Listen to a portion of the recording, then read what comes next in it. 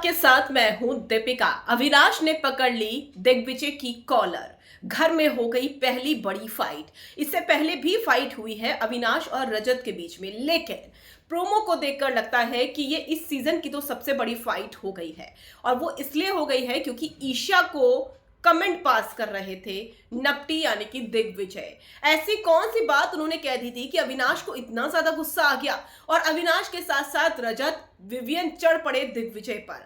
क्या एलिमिनेट हो जाएंगे शो से रजत और अविनाश? चलिए इसी पर हम बात करेंगे और ये भी बताएंगे कौन सी बात से नाराज हो गए थे अविनाश, कितनी गंदी बात दिग्विजय ने कही थी। हालांकि वो हम आपको बता पूरी तरीके से नहीं सकते हैं क्योंकि वो बहुत गंदा है, उस वर्ड को यूज करना सही नहीं है।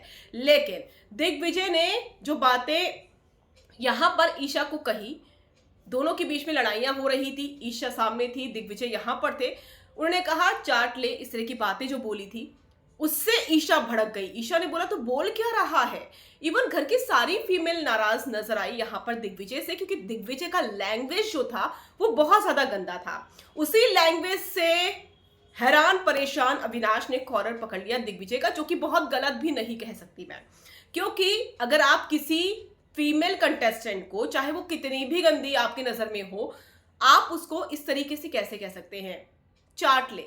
आखिर किस चीज को लेकर उन्होंने ऐसी बातें कही? और अविनाश ईशा के रिश्ते को लेकर शायद उन्होंने पॉइंट आउट करके ये बातें कही थी और बहुत घटिया बात उन्होंने कही और इसीलिए अविनाश ने कॉलर पकड़ा। रही बात रजत और अविनाश के इविक्शन की, तो डेफिनेटली वो नहीं होंगे इविक्ट, क्योंकि यहां पर गलती दिग्विजय की भी दिख रही है। और दिग्विजय ने जो एक फीमेल कंटेस्टेंट को यहां पर बोला है, बहुत ही घटिया बात बोली है।